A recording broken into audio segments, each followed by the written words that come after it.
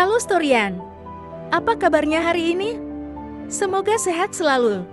Storian sudah tahu belum? Sosok paman Rasulullah yang memiliki seluruh kelebihan yang dimiliki laki-laki. Beliau punya badan besar atletis, kulit putih, tinggi, dan sangat kuat. Bahkan memiliki kebiasaan berburu singa. Beliau adalah Hamzah bin Abdul Muthalib radhiyallahu anhu. Pada video kali ini, kita akan mendengarkan penjabaran sejarah tentang beliau oleh Ustadz Khalid Basalamah. Sebelum menonton, jangan lupa tekan tombol subscribe, like, dan komen di bawah ya Storian. Selamat menonton.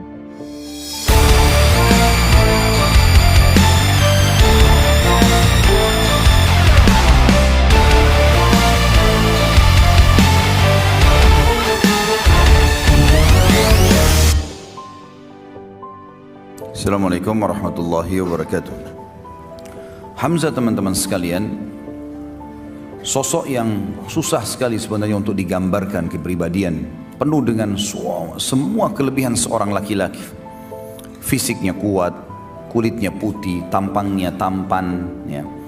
Kemudian orang yang memiliki prinsip dalam kehidupan, benar-benar salah-salah. Dan Hamzah ini radhiyallahu anhu, nasabnya adalah Hamzah bin Abdul Muttalib bin Hashim, dan punya kunya Abu Umar atau Abu Ya'la. Ada dua. Tentu ayahnya Abdul Muttalib kakek baginda Nabi alaihi salatu wassalam. Hamzah bin Abdul Muttalib, teman-teman sekalian, berjalan seperti biasa di kehidupan Mekah. Di awal-awal dia adalah orang yang sangat kuat secara fisik, tinggi besar, dan sangat ahli dalam memanah. Oleh karena itu dia sangat gemar sekali berburu, gemar sekali.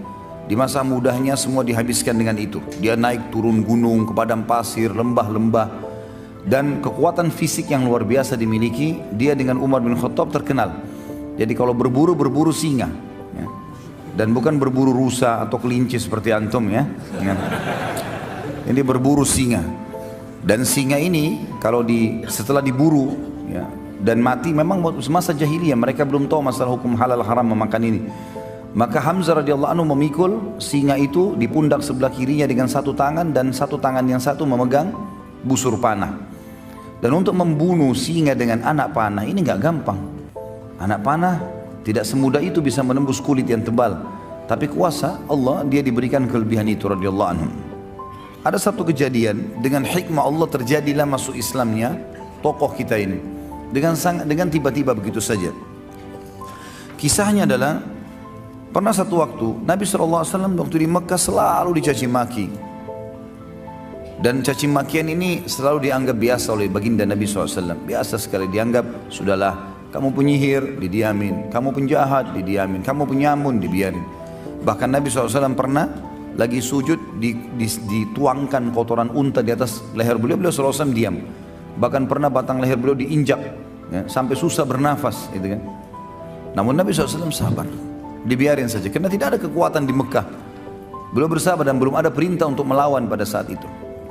Tapi satu waktu, teman-teman sekalian, Abu Jahal waktu melihat Nabi SAW lagi tawaf, dia mengucapkan kata-kata yang sangat menyakitkan, bahkan lebih sakit daripada melukai fisik. Namun dalam buku sejarah tentu tidak disebutkan cacian itu seperti apa. Cuman hampir semuanya mengatakan cacian itu sangat menyakitkan, bahkan mengalahkan sakitnya fisik. Penghinaan yang luar biasa. Dan tidak ada orang yang membela Nabi SAW walaupun dari suku beliau. Ada seorang budak wanita, budaknya Abdullah bin Jud'an, lewat melihat Nabi SAW dicaci maki dengan cara seperti itu. Dan dia tahu tuannya ini Abdullah bin Jud'an tidak membenci Nabi SAW. Maka dia pun berusaha mengangkat suaranya mengatakan, "Hai Quraisy, tidakkah kalian punya sopan santun? Kenapa kalian membiarkan ini? Kenapa dicaci maki?" Nggak ada yang peduli. Apalagi ini budak wanita yang bicara. Maka budak ini lari keliling sampai dia keluar pintu gerbang Mekah yang dikenal dengan pintu Bani Syaibah. Begitu keluar di sana dia temu Hamzah. Hamzah baru pulang dari berburu, lagi bawa singa, ya, di pundak kirinya dengan pegang busur panah. Dan ini yang buat ini cuma Umar bin Khattab sama Hamzah berdua. Kalau dua orang ini masuk ke Mekah sendirian, berburu tidak ditemani sama teman-temannya, sendirian. Yang lain semua pada sibuk pada mengajak teman-temannya kalau berburu untuk berjaga-jaga, dia enggak. Begitu lewat, budak ini mengatakan, wahai Hamzah, tidakkah kau mengetahui apa yang Abu Hakam lakukan terhadap ponakanmu Muhammad? Kata Hamzah, apa yang dilakukan? Kata dia, dia telah mencaci makinya begini dan begitu. Disebutkanlah kalimat-kalimat caciannya. Tapi sekali lagi dalam riwayat tidak disebutkan. Dan memang tidak ada maslahat kita mengetahui jenis cacian itu. Yang penting memang ini perbuatan yang buruk. Maka kata Hamzah, tidak ada yang membelahnya. Kata budak tersebut, demi Allah tidak ada. Maka Hamzah nggak pakai tunggu pada saat itu.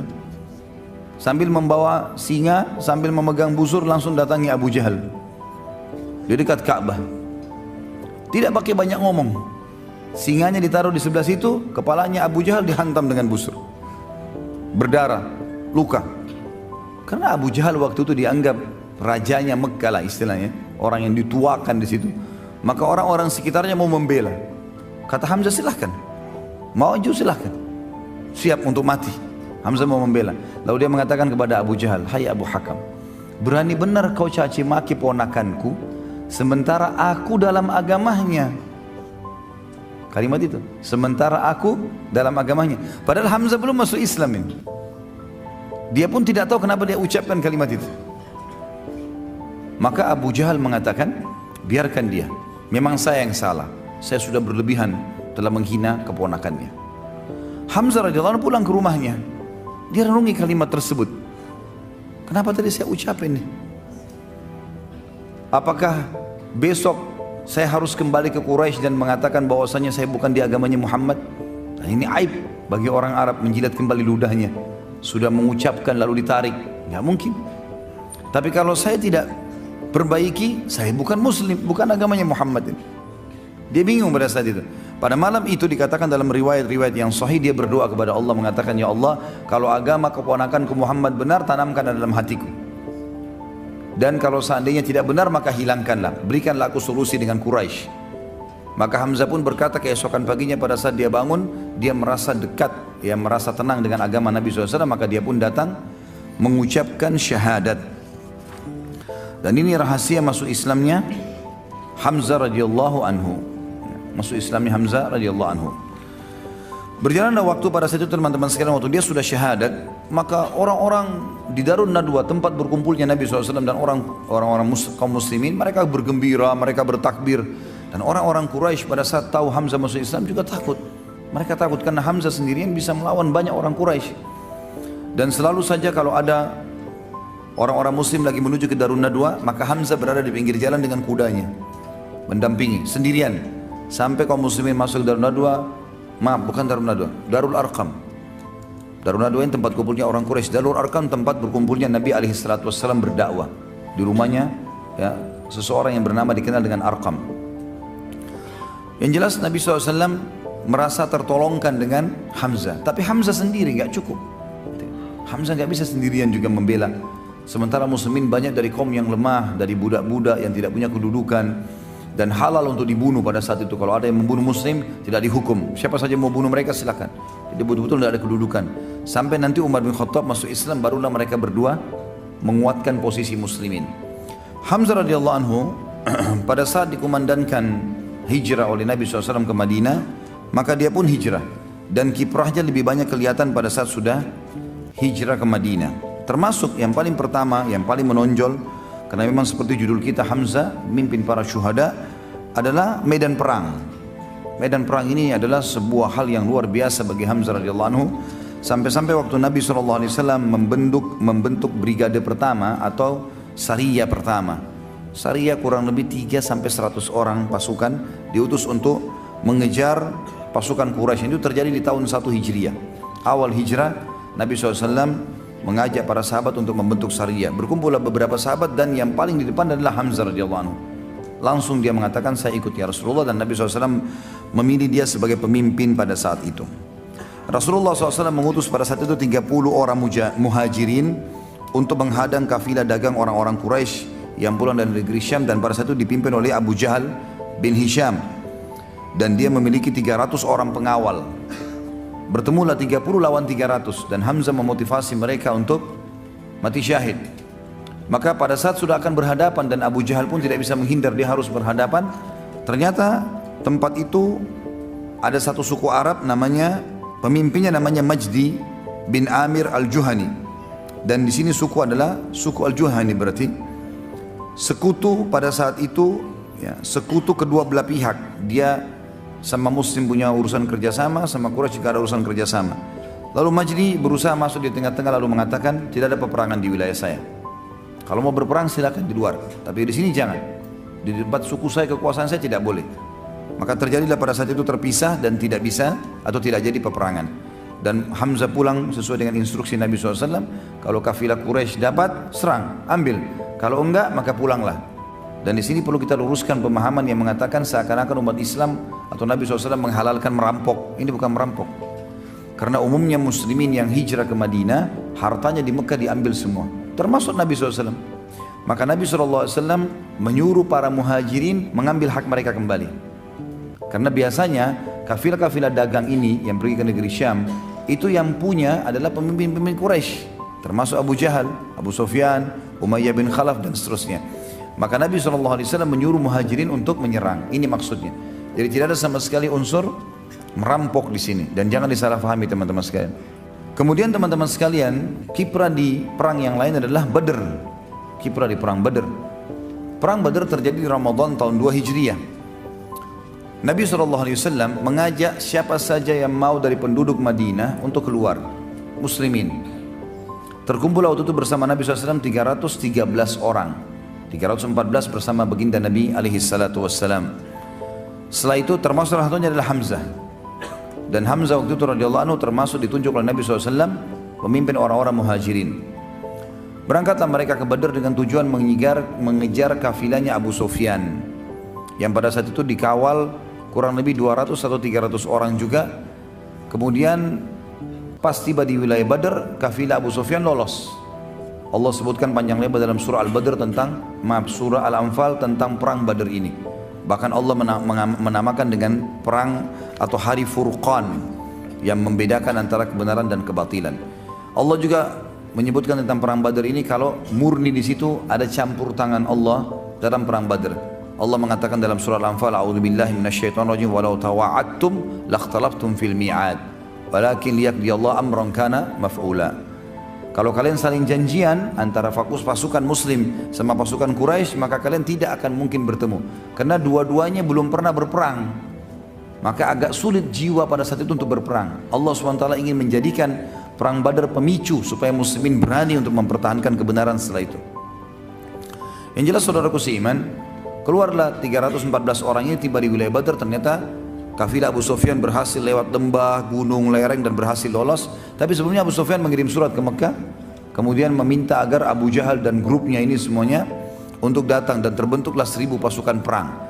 Beda antara pasukan perang dengan baju besinya, dengan topi besinya, dengan perlengkapan anak-anak panah yang banyak, pedang beberapa beberapa pedang yang dipersiapkan kalau patah, kalau jatuh.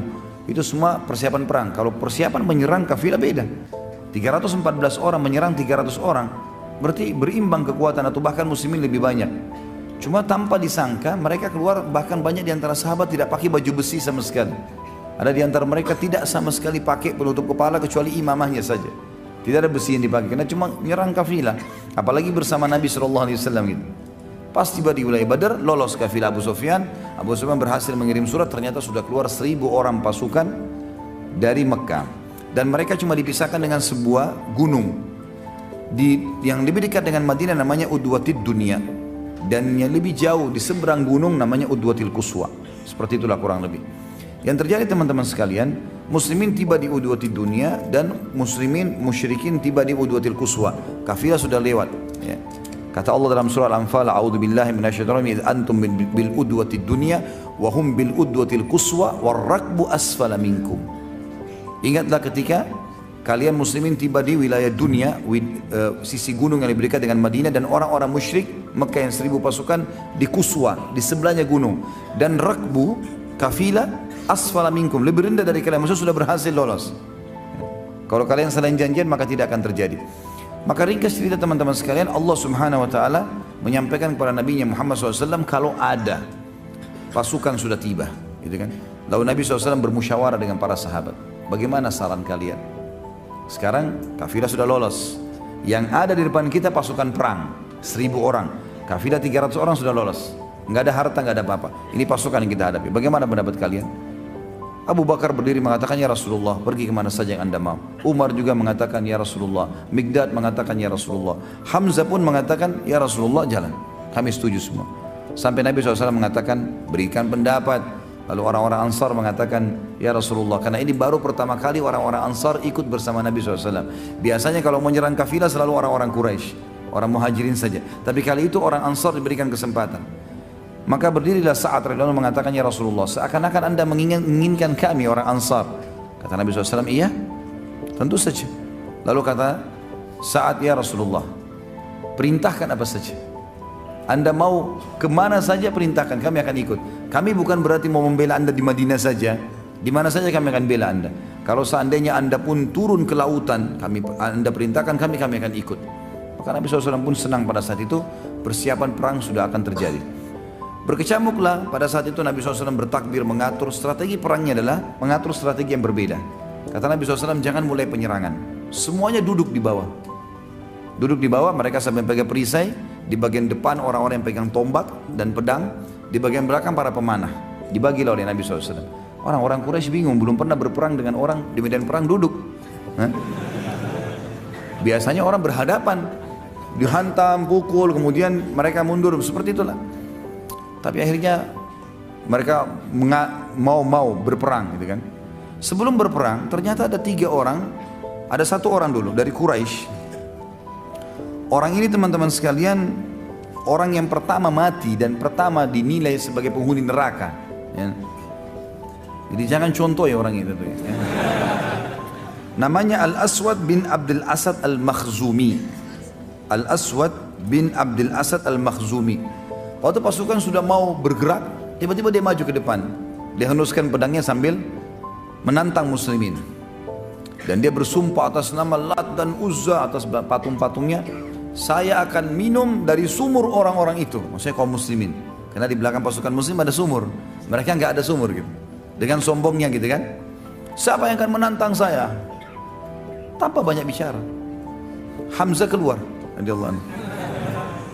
Hamzah tahu siapa orang ini di Mekah, walaupun dia ini Al-Aswad terkenal orang yang mahir menggunakan pedang, gitu kan. Hamzah terkenal menggunakan panah, gitu kan. Hamzah tidak terlalu mahir dalam masalah pedang, tapi panah iya, gitu, umumnya gitu. Tapi dia bisa. Maka Hamzah pada saat itu menunjukkan kemahirannya dalam pedang, biasanya dengan panah gitu. Maka Hamzah pun maju dan dalam hitungan beberapa waktu saja sudah dikalahkan Al-Aswad ini. Orang-orang Quraisy kaget, mereka taunya Hamzah ini biasanya itu tahu mana. Kok sekarang kemahiran pedangnya luar biasa. Al-Aswad terkenal dengan pedang, kalah. Dan akhirnya Hamzah menebas kedua betisnya. Terputus betisnya dan Hamzah biarin. Ini orang ngucur darah, bunuhlah saya. Kata Hamzah tidak, biarin. Rupanya dia untuk memenuhi sumpahnya, dia terus merangkak ke depan pasukan muslimin. Maksudnya dia mau buktikan kalau dia mau bisa minum gitu kan. Kan tadi dia sumpah, dia harus minum air di tengah-tengah muslimin. Begitu dekat sumur Hamzah bunuh gitu. Supaya sumpahnya tidak terpenuhi gitu. Melihat kejadian tersebut, ada 3 tokoh Quraisy yang lain maju lagi. 3 orang yang maju ini saudara adik kakak dengan anak gitu. Yang dikenal dengan Utbah bin Rabi'ah, Syaibah bin Rabi'ah dan Al-Walid bin Utbah. Utbah bin Rabi'ah dan Syaibah bin Rabi'ah adik kakak. Kemudian Al-Walid bin Utbah anaknya Utbah. Jadi kalau kita susun itu Utbah bin Rabi'ah dengan anaknya Walid bin Utbah. Kemudian ada saudaranya Utbah namanya Syaibah bin Rabi'ah. Keluarlah 3 orang ini dengan menggunakan semuanya topi besi, tinggal matanya yang kelihatan. Siapa yang mau menantang duel? Baiklah. Keluar dari muslimin 3 orang, dari Ansar semua yang keluar. Auf ibn Harith dan Muawwidh bin Harith. Ini Auf dan Muawwidh, kalau antum pernah dengar yang saya juga sampaikan di masalah perang Uhud, mereka lah berdua yang menebaskan pedangnya ke Abu Jahal ya, yang umurnya masih 15 sama 16 tahun. 2 orang yang sangat pemberani luar biasa nih. Auf bin Harith dan juga Muawwidh bin Harith gitu. Ada yang mengatakan namanya Mu'ad dan Muawwidh, tapi jelas namanya sama saja. Ini intinya 2 orang. Dan yang ketiga adalah Abdullah bin Rawaha. Keluarlah mereka, karena mereka tidak pakai imam, tidak pakai topi besi. Mereka keluar tadi mau kejar kafilah saja. Maka kelihatan wajahnya. Orang-orang yang 3 orang tadi, Utbah, Syaibah dan Walid, tidak kenal orang-orang ini. Siapa kalian? Mereka sebutin. Kalau mereka juga punya nasab yang baik di orang-orang Ansar. Lalu tiba-tiba Syaibah mengatakan, "Hai Muhammad, keluarkan dari suku kami. Kami nggak mau dari orang-orang Madinah ini, jangan. Orang dari suku kami yang setimpal dengan kami." Maka Nabi SAW mengatakan, "Berdirilah hai Ubaidah." Ubaidah adalah sepupu Nabi SAW. Dan umurnya memang sudah lebih tua dari Hamzah. Kemudian kata Nabi SAW, "Berdirilah wahai Hamzah dan berdirilah wahai Ali." Tiga-tiganya dari keluarga Nabi SAW. Untuk menunjukkan kepada mereka, bukan orang sembarangan saya kirim, keluarga saya juga. Saya akan korbankan mereka. Tanda kutip di sini ya, berkorban di jalan Allah maksudnya. Maka pergilah ketiga orang ini berhadapan. Lalu karena ketiganya ini mengatakan, "Siapa kalian?" Hamzah memperkenalkan diri. "Apakah kalian melupakan saya?" "Saya Hamzah." Mereka sudah tahu siapa Hamzah. Yang satu Ali. Ali memang masih muda. Lalu yang satu Ubaidah. Ubaidah terkenal. Orang mereka sudah tahu. Maka Ubaidah pun akhirnya melawan Utbah. Nah, Ubaidah yang paling tua, dia melawan Utbah bin Rabi'ah. Lalu Hamzah melawan Syaibah bin Rabi'ah, dan Ali bin Abi Thalib melawan Al-Walid bin Utbah. Dalam sekejap saja, baru beberapa kali serangan dari Utbah ini atau dari Syaibah ini dihindari oleh Hamzah, dan Hamzah berhasil membunuhnya. Ali bin Abi Thalib pun dalam sekejap setelah Hamzah langsung membunuh Al-Walid. Tinggal Ubaidah bersama dengan Utbah, gitu kan? Tinggal 2 orang ini. Maka yang terjadi adalah dua-duanya saling menghantamkan pedang dan akhirnya dua-duanya luka. Pada saat luka dan terjatuh, maka Hamzah dan Ali menyelamatkan Ubaidah, dibawa ke pasukan muslimin, lalu kemudian keduanya kembali untuk membunuh Utbah. Dan terbunuhlah 3 orang tokoh Quraisy pada saat itu. Dan pada mereka lah teman-teman sekalian turun firman Allah surah Al-Hijr. Tepatnya kepada Hamzah, Ubaidah dan Ali radhiyallahu anhum ajma'in. Mereka untuk bersiap-siap dan tetap duduk. Maka orang Quraisy mulai menyerang. Begitu mereka menyerang, karena orang di bawah mereka bingung mau menyerang seperti apa. Begitu mendekat, mereka coba mau tebasin pedang, ditangkis. Ternyata begitu mendekat, orang-orang di bagian depan yang pegang tombak menusukkan tombak-tombak ke kuda mereka, dan akhirnya banyak yang mati korban dari orang Quraisy, jatuh. Barulah Nabi SAW suruh menyerang mereka, anak-anak panah dilemparkan ke arah mereka. Akhirnya sampai ya, peperangan berkecamuk dan sangat seru pada saat itu, karena orang-orang Quraisy juga melempar anak panahnya. Hanya saja Hamzah dan Ali ya, ini berdua dengan ada satu lagi namanya Asim. 3 orang ini radhiyallahu anhu ajma'in. Kalau tidak salah dari riwayatnya menjelaskan Zubair bersama mereka, berempat. Mereka ini sepakat untuk menyerang pemegang benderanya Quraisy. Dan pada zaman dulu sudah pernah saya jelaskan ini, kalau bendera itu simbol kemenangan. Kapan masih ada benderanya, walaupun tinggal 1 orang prajurit tetap menang. Walaupun jumlahnya ribuan tapi bendera nggak ada, jatuh berarti kalah. Seperti itulah. Maka 4 orang ini sepakat, kita nggak usah ya melawan umumnya orang-orang. Cari mana pemegang bendera dari jauh kelihatan, serang ke sana. Maka sepakatlah 4 orang ini untuk masuk. Dan berhasil. Yang memegang kebetulan bendera ini adalah suku Abdiddar. Suku Abdiddar ini teman-teman sekalian adalah Abdiddar sama Abdul Manaf, saudara kandung dalam jalur nasabnya Nabi SAW. Abdul Manaf dan Abdiddar sekandung. Dari Abdul Manaf turun dan Nabi SAW, Hamzah dan semuanya ini. Dari Abdiddar turun yang lainnya gitu ya. Tapi yang jelas 2 ini dulu ini bersaudara dan satu jalur. Yang memegang bendera yang dalam keadaan kafir suku Abdiddar, artinya masih keluarganya Hamzah. Keluarganya Ali radhiyallahu anhu ajma'in. Tapi Hamzah di sini luar biasa, tidak mempedulikan lagi di kancah peperangan masalah kebenaran, walaupun keluarga sudah beda di sini. Beda kalau di ajang dakwah itu lain. Di kehidupan kita seperti sekarang lagi tenang itu tidak ada masalah, kita tidak boleh berperang.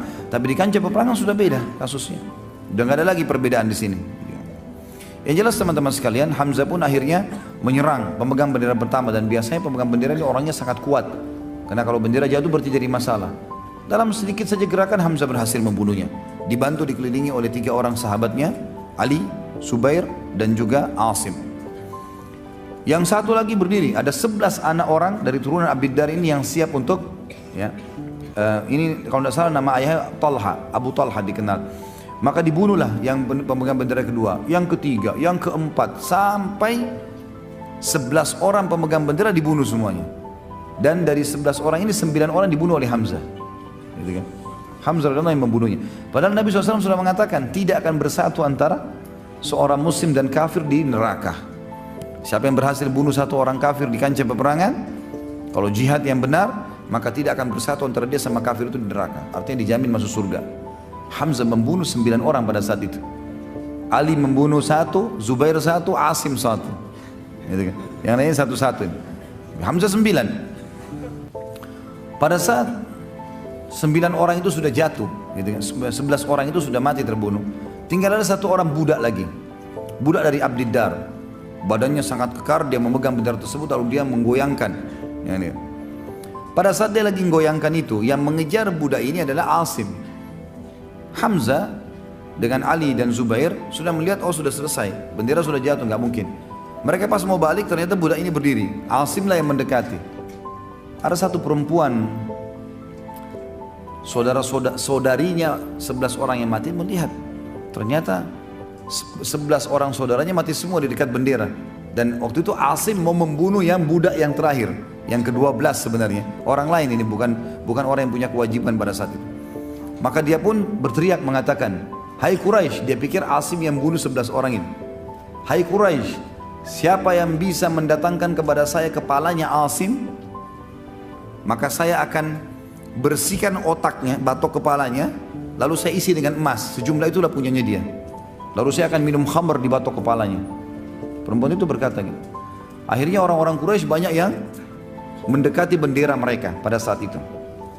Dan berhasil. Pada saat itu orang-orang Quraisy banyak mengejar Asim, dan Asim sempat mundur, ya, artinya mencari lowongan kesempatan untuk menyerang yang lainnya.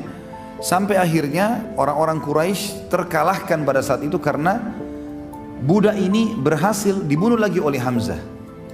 Jadi Hamzah memanuver dari belakang pasukan dan membunuh budak ini sehingga bendera jatuh. Dan waktu itu sudah tidak ada lagi berani yang memegang bendera karena bendera ini tertancapkan. Dan di situ ada 12 orang yang memang ditugaskan Quraisy untuk memegang bendera. Maka kocar-kacirlah pasukan ini, bubar semuanya, gitu kan. Jadi kita bisa katakan teman-teman sekalian, kemenangan di Badar disebabkan oleh siapa? Setelah Allah SWT, Hamzah.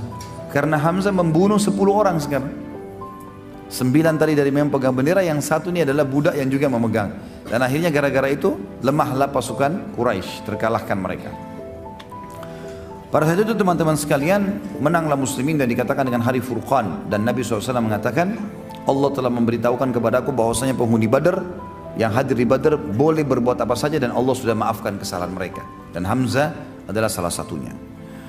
Ternyata pada saat pulang ke Mekah, Abu Sufyan merasa terpukul karena di perang Badar semuanya tokoh-tokoh mereka mati. Abu Jahal, Umayyah bin Khalaf, tadi Utbah bin Rabi'ah, Syaibah bin Rabi'ah, Al-Walid, ini semua tokoh-tokoh Quraisy mati semua. Ya, Quraisy banyak sekali, sekitar 70 atau berapa orang yang mati semuanya.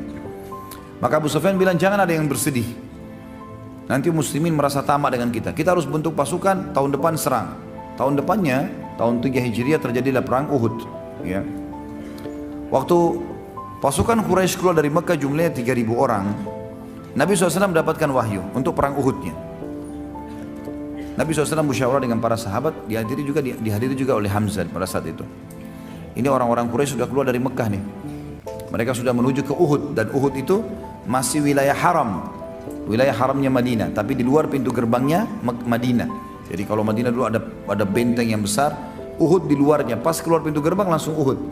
Walaupun dia masuk wilayah haram, makanya sekarang masuk wilayah Madinah. Quraisy sudah akan menuju ke situ dan sebentar lagi tiba. Maka Nabi SAW musyawarah dengan para sahabat. Jadi perjalanan Mekah Madinah itu 3 hari. Ini tinggal 1 hari lagi perjalanan Quraisy akan tiba dan Nabi SAW dapat wahyu. Maka yang terjadi, apa jalan keluarnya? Keluar menghadapi atau bertahan di benteng Madinah? Bermusyawarah. Begitu Nabi SAW mengatakan bagaimana pendapat kalian? Yang paling pertama bicara Hamzah. Radhiyallahu anhu, ya Rasulullah, keluar saja, hadapi mereka. Apa yang harus kita takuti? Gitu. Ada beberapa orang di antara sahabat yang setuju dengan pendapat itu. Ada juga yang mengatakan tidak ya Rasulullah, kita bertahan saja di Madinah. Di antaranya yang banyak mau bertahan di Madinah pada saat itu adalah orang-orang munafik. Orang-orang munafik. Ya. Tentu ada di antara sahabat yang normal, artinya bukan munafik, tapi kebanyakan mendapat orang munafik ini. Nabi SAW sempat bilang, saya bermimpi semalam, saya melihat pedang saya bengkok, kemudian ada sapi yang disembelih, kemudian saya masuk ke sebuah benteng yang besar, yang saya berlindung padanya. Kata para sahabat, apa takwilnya ya Rasulullah? Kata Nabi SAW, kalau pedang bengkok ini berarti ada kerabat saya yang akan mati. Dan masalah sapi yang disembelih berarti ada sahabat saya yang meninggal dunia. Dan benteng yang kokoh adalah kota Madinah. Kata mereka, kalau begitu ya Rasulullah, bagaimana pendapat anda? Nabi lihat pendapat mayoritas keluar. Maka kata Nabi, baiklah kita keluar saja hadapi musuh, gak usah bertahan di benteng Madinah. Nabi SAW masuk ke dalam rumah beliau, lalu kemudian pakai baju perang, siap semuanya, suruh Aisyah siapin semua perbekalan. Begitu beliau keluar, rupanya para sahabat sempat diskusi, diantaranya Hamzah. Kayaknya kita sudah memaksa Nabi SAW keluar. Nabi sepertinya lebih cenderung untuk tidak keluar, bertahan di Madinah gitu kan. Maka kata Hamzah, coba kita ke rumah Nabi SAW, bicara coba. Siapa tahu memang beliau tidak mau keluar. Tapi Nabi SAW pas Hamzah tiba di rumahnya Nabi sudah keluar. Di atas kuda, sudah pakai baju besi, sudah pakai perisai, pegang perisai pedang dan seterusnya. Maka kata mereka Hamzah dan teman-temannya, ya Rasulullah, kayaknya kami memaksakan anda keluar. Kalau anda mau tinggal di Madinah nggak masalah. Maka keluarlah hadis Nabi SAW yang mulia, tidak layak bagi seorang Nabi yang sudah pakai baju perang, masih punya pilihan ragu untuk tidak berperang melawan musuh. Kalau sudah pakai baju perang begini nggak ada ceritanya, nggak boleh lagi dibatalin, gitu kan? Tidak layak seorang Nabi sudah mempersiapkan untuk perang lalu kemudian dia membatalkannya sampai Allah menunjukkan dia akan menang atau musuhnya yang menang. Maka akhirnya pasukan pun keluar. Teman-teman sekalian, masuklah. Pada saat itu di wilayah Uhud, Nabi SAW keluar dari benteng. Kalau kita ibaratkan misal kotak di depan saya ini, ya, mic ini misalnya adalah kota Madinah, keluar di sebelah kanannya itu adalah Uhud, di sebelah kirinya adalah kota Mekah. Pasukan musuh datang dari sana untuk menyerang Madinah. Nabi SAW keluar dari pintu gerbang sebelum mereka tiba beberapa saat, lalu memanuver dari perkebunan kurma yang ada di sekitar gunung Uhud. Mutar, termasuk ada kebunnya satu orang munafik yang ngotot supaya pasukan muslim tidak lewat di situ. Tapi Nabi SAW suruh pasukan lewat, gitu kan? Kata Nabi SAW, kebetulan dia buta matanya dan caci maki Nabi SAW, caci maki Islam. Tapi ngaku muslim, kata Nabi SAW, ini orang buta matanya dan buta hatinya. Ya. Maka Nabi SAW lewat dengan pasukan sampai manuver ada di depannya Uhud. Dia sudah menghadap ke Mekah, gitu kan? Pasukan Quraisy itu tiba melihat kejadian tersebut, mereka juga sudah mengatur balik. Tadinya mau menyerang Madinah, sekarang menghadap ke pasukan muslimin. Tentu kita sudah tahu di perang Uhud Nabi SAW taruh 50 pemanah di atas gunung pemanah. Nanti akhirnya ada 43 orang yang turun dan meninggalkan instruksi Nabi SAW sehingga menyebabkan kalah. Kemudian ada 7 orang yang dibunuh oleh pasukan Khalid bin Walid. Yang jelas pasukan Quraisy 3.000 orang, 2.800 di kancah peperangan, 200 orang di sebuah lembah di dekat gunung pemanah dipimpin oleh Khalid bin Walid pada saat itu. Dengan Amr bin As, 2 orang ini terkenal pada saat itu, nanti dia masuk Islam tentunya. Itu sebagai pimpinan Quraisy yang di dalam pasukan 200 orang, di antaranya Ikrimah bin Abi Jahal, dan sudah kita jelaskan pada pertemuan yang lalu. Yang jelas teman-teman sekalian, terjadilah pada saat itu pasukan bertemu, ini 650 orang lawan 2.800. Sekali lagi, kiprah Hamzah radhiyallahu anhu luar biasa. Hamzah melakukan hal yang sama di perang Badar, mencari mana pemegang benderanya Quraisy. Dia sepakat lagi sama Ali, Zubair, Asim yang lalu-lalu semuanya, dan ada beberapa orang sahabat sampai 7 orang siap untuk menyerang bendera. Begitu takbir, percikan takbir, maka terjadilah pada saat itu peperangan dan berhasil membunuh banyak sekali pemegang bendera. Setiap pemegang mati, setiap pemegang mati. Akhirnya Quraisy kocar-kacir. Ditambah lagi dengan pemanah yang 50 orang di atas ini luar biasa. Memanah ke arah pasukan Quraisy. Kalau 50 anak panah lepas dan tepat sasaran, 50 orang mati seketika. Dan orang-orang pemanah ini mahir, melempar panah, cabut lagi, dengan cepat sekali. Dalam satu kotak bisa 100 panah, gitu kan? Kemahiran yang luar biasa sebenarnya. Akhirnya Quraisy kocar-kacir, dan pada saat itu para sahabat menggambarkan, kami melihat kancah peperangan kosong, nggak ada sama sekali Quraisy. Bahkan mereka meninggalkan kaum wanita mereka. Termasuk tradisi orang Arab pada saat itu sangat aib meninggalkan wanita di kancah peperangan. Lebih baik dia mati daripada meninggalkan perempuan. Tapi waktu itu perempuan semua kelihatan tidak bisa lari. Laki-lakinya semua sudah lari pakai kuda, gitu kan? Maka mereka naik ke bukit-bukit, kelihatan. Para sahabat tentu memunguti harta rampasan perang, dan terjadilah hal yang diinginkan dengan hikmah Allah Subhanahu wa taala. Turunlah 43 orang dari pemanah tadi. Hamzah dengan teman-temannya 650 orang ini, kurang lebih 600 orang pasnya, karena 100 orang ada di belakang. 600 orang ini semuanya ya mengejar musuh yang 2000 itu, memastikan mereka agar jauh dari Madinah gitu kan, begitu dikejar. Hamzah termasuk yang mengejar tadi. Ada sebagian orang yang memungut harta rampasan perang, sekitar mungkin 100 orang kalau kita total jumlahnya, bersama dengan 50 orang pemanah di atas. Makanya 43 orang dari pemanah mengatakan kayaknya sudah habis nih, sudah nggak ada lagi musuh. Ayo kita turun. Abdullah bin Jubair pemimpin mereka di atas bukit pemanah mengatakan jangan. Rasulullah SAW menginstruksikan jangan turun, menang atau kalah. Maka mereka mengatakan tidak ada lagi, hai Abdullah, apalagi mau ditunggu. Mereka turun, akhirnya berkhianat di sini tanda kutip. Lalu Khalid bin Walid melihat kejadian tersebut, putar dari lembah, naik ke atas gunung, membunuh 7 orang. Kemudian Khalid bin Walid menyerang dari belakang. Pada saat diserang dari belakang teman-teman sekalian, maka 600 orang tadi sudah jauh ke depan, yang di bawah sisa 100-an saja. Maka ini diserang oleh Khalid bin Walid. Terjadilah pada saat itu korban yang sangat banyak, luka, mati dan seterusnya. Lalu bendera orang Quraisy yang jatuh diangkat oleh Khalid bin Walid dengan pasukannya. Lalu pasukan Khalid terbagi dua. Ada yang menyerang Nabi SAW yang berada di dekat bukit Uhud.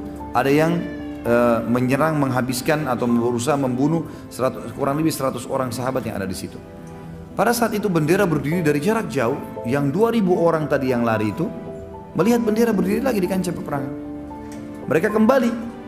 Dan pada saat mereka kembali, pasukan muslimin yang mengejar juga melihat, kok bisa kembali lagi. Mereka lihat ke belakang, ternyata bendera Quraisy berdiri. Mereka berusaha kembali duluan ke kancah peperangan sebelum orang-orang ini tiba gitu. Nah pada saat itu terjadi dua hal yang besar.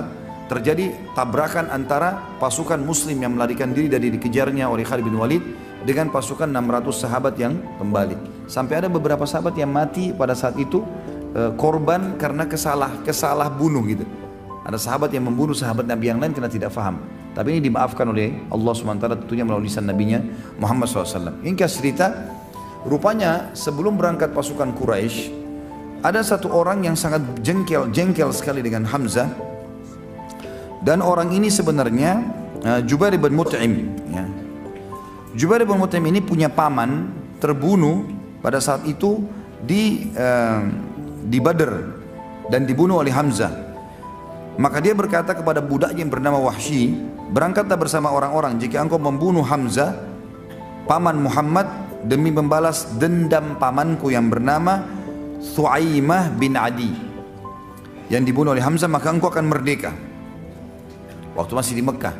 Dan kebetulan memang si Wahsy ini orang yang sangat mahir.